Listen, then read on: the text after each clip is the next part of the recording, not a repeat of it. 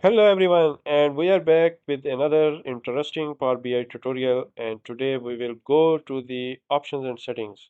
And in the options, we will go to the preview features. In the preview features, make sure that this checkbox is enabled, which says that store reports using enhanced metadata format. And then go down and ensure that this is checked as well. It says TMDL View, which stands for Tabular Model Definition Language. For me, these options were already checked when I last updated Power BI Desktop. So if they are already checked, that's good.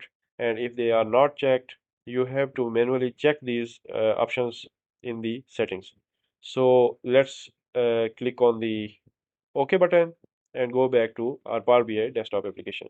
In Power BI desktop application, we'll start by importing our data, which is an Excel file. So let's click on the Excel workbook button. And this is the file that we are going to import today. So let's click on the open button. And in the navigator window, we will select all of these tables, which are customers, products, and sales.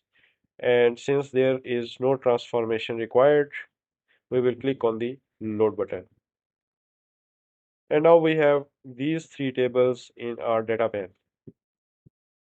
And now we will save this file, but we will save it as a project instead of simple Power BI file. And to save it as a project, we will select Power BI project files. So let's select this file type and enter the file name and click on the save button. And now we have to show you something very interesting. This was the directory where we had a single folder named data, which contained our Excel file.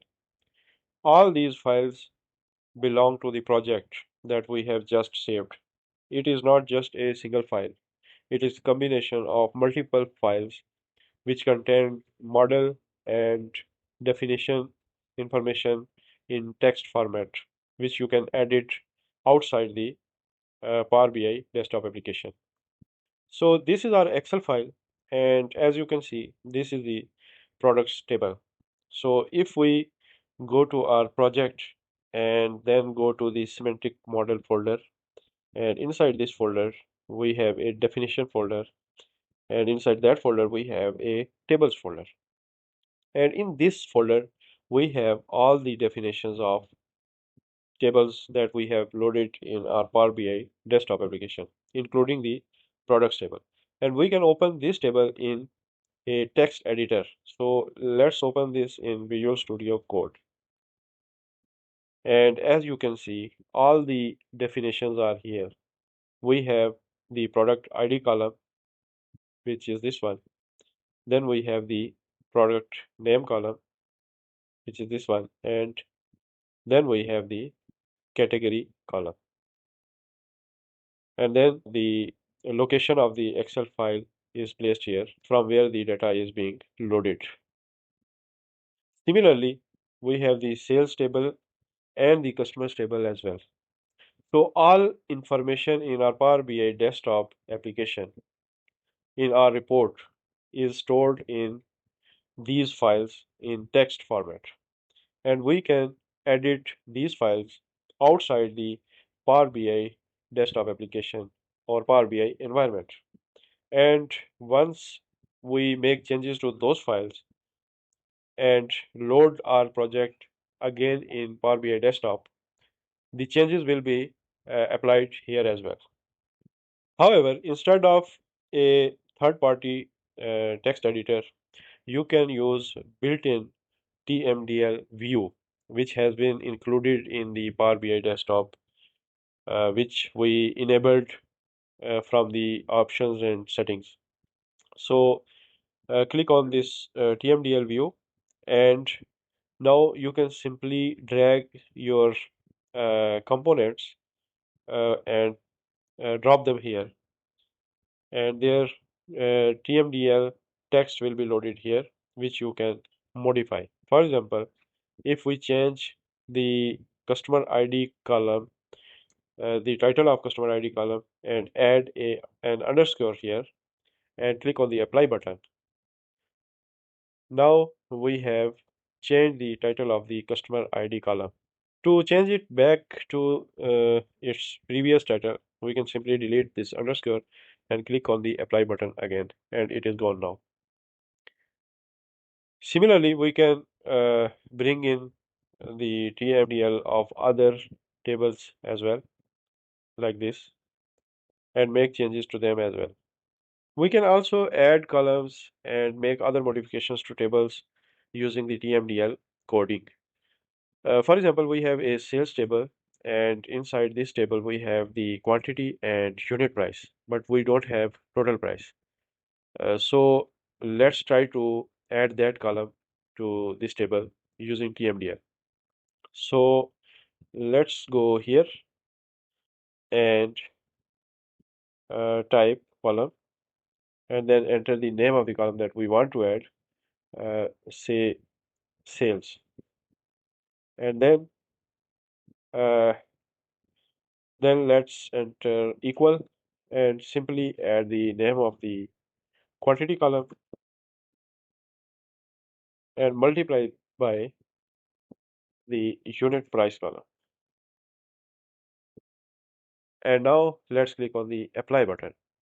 And to make sure that you have also refreshed your model, so click on the refresh button, and now we have another column in our sales table, and that is sales.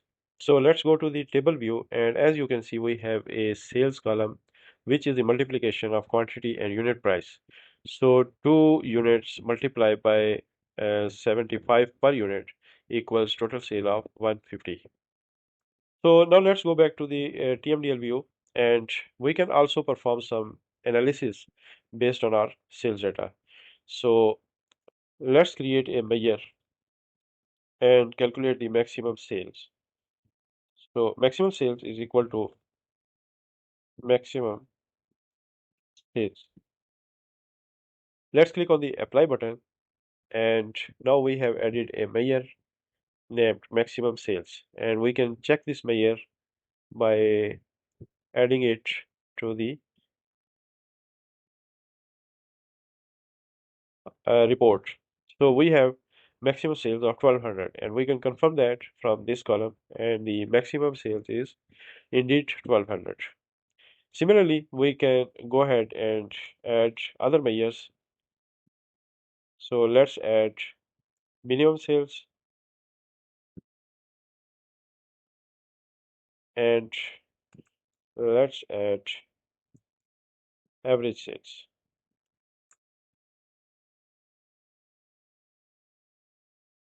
So now we have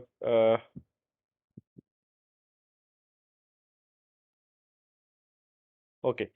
Now we have multiple measures in our table, and we can check them here. Uh, Minimum sales 60, which we can confirm here, and we have an average sales of 399.50. So this is how we can add various components of our model using TMDL instead of drag and drop or the GUI of Power BI desktop application. There are so many things you can do with TMDL. For example, we have three measures here, and they are mixed up with column names. We can also organize our components using the TMDL. So let's add display folder, and let's enter sales measures here, and let's click on the apply button. And as you can see, now we have a folder named sales measures, and inside that folder we have maximum sales measure, and we can do this with all measures and organize our measures in a single folder. So let's paste it here and here as well. and click on the apply button.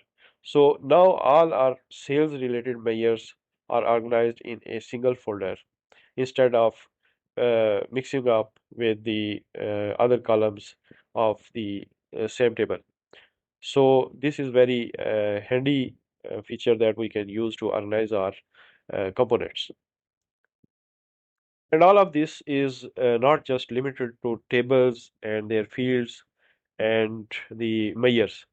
You can go to the model here, and you can even modify relationships and hierarchies as well.